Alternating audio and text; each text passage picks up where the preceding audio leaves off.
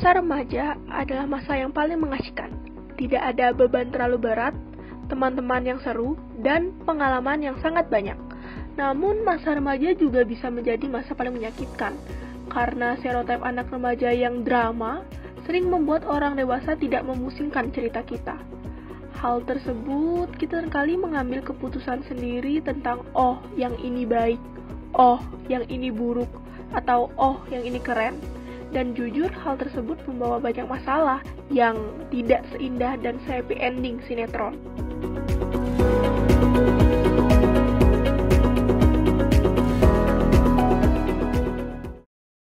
Indonesia menjadi negara kelima dengan jumlah perundungan tertinggi. Sejumlah 41,1% anak di Indonesia pernah merasakan dibully. Bayangkan, ada lebih dari 41,1% anak di Indonesia yang sakit dan tidak tahu harus bagaimana. Beruntung bagi mereka yang memiliki supporter. Namun bagaimana dengan remaja yang tidak memiliki pendukung? Mereka akan lari ke lingkungan pergaulan. Dengan fakta, lingkungan itu juga diisi oleh remaja yang sama-sama bingung dengan kehidupan. Di situasi inilah, para pengedar narkoba memanfaatkan kebingungan mereka dengan iming-iming cara lari dari masalah. Padahal penyuluhan tentang penggunaan narkoba, larangan narkoba, dan dampak narkoba sudah sering dilakukan. Tapi mengapa masih banyak remaja yang terjerat? Karena masa kebingungan ini. Efek depresan kasputau, heroin, dan ganja yang membuat pengguna lebih rileks akibat pengurangan aktivitas saraf pusat diubah namanya menjadi obat tenang. Efek stimulan milik ekstasi, kokain, dan amfetamin di mana akan mempercepat laju detak jantung disebut penambah stamina dan berbagai macam promosi lainnya. Dari situ remaja akan mencoba karena mereka berpikir ini penyelesaian masalah mereka. Namun mereka tidak tahu yang mereka lakukan adalah lari, di mana saat kita berlari tidak ada yang benar-benar selesai.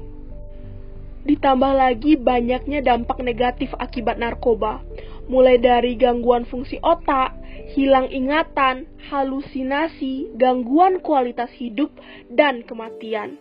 Harapan dengan menggunakan narkoba kita bisa menjadi sukses, penuh inspirasi, dan mencapai tujuan malah akan membuat kita kehilangan memori berharga. Bukannya menjadi Einstein kedua, kita malah mengalami gangguan mental. Karena tidak ada jalan yang membuat narkoba memberi kita hasil yang manis. Jangan dengarkan nama lain dari narkoba. Sekali narkoba, sampai akhir tetap narkoba.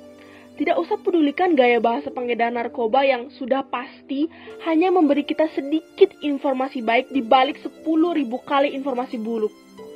Belum lagi kemasan narkoba yang makin hari semakin dibuat beragam. Dibuat menjadi kue, dibuat berbentuk pil warna-warni, dijadikan minuman, dan beragam promosi lainnya. Itu hanya teknik untuk mengikat kita ke jalan narkoba. Hidup kita memang berat, masalah kita memang beragam, dan tugas kita memang banyak. Tapi itu tidak membuat narkoba menjadi pilihan. Bahkan narkoba tidak boleh masuk ke dalam daftar pilihan. Narkoba bukan sesuatu yang boleh kita tolerir. Semua masalah ada penyelesaiannya, tapi tidak dengan narkoba. Ceritakan semua perasaan yang mengganjal ke orang terdekat. Beritahu jika ada perlakuan yang tidak wajar. Bila tidak ada yang mendengar, hayo berteriak agar mendapat perhatian. Lakukan berbagai cara untuk menyelesaikan masalah kita. Dan ingat, penyelesaian harus dicari, bukan lari.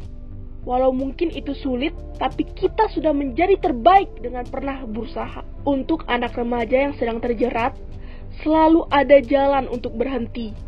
Banyak orang yang akan tetap menerima dan membantu. Badan Narkotika Nasional Indonesia yang bisa kita hubungi di web bnn.id atau kantor BNN yang sudah ada di seluruh wilayah Indonesia selalu terbuka untuk semua laporan tentang narkoba. Permasalahan kita tidak akan dianggap sepele oleh orang lain. Jadi coba ceritakan kepada orang atau lembaga yang memiliki kredibilitas untuk menyelesaikan permasalahan kita.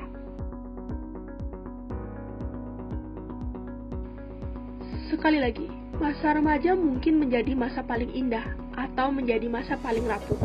Namun kita merupakan harapan bangsa. Apapun masalah yang timbul merupakan awal dari proses menjadi dewasa. Dan saya yakin kita bisa menyelesaikan semua permasalahan tersebut tanpa narkoba.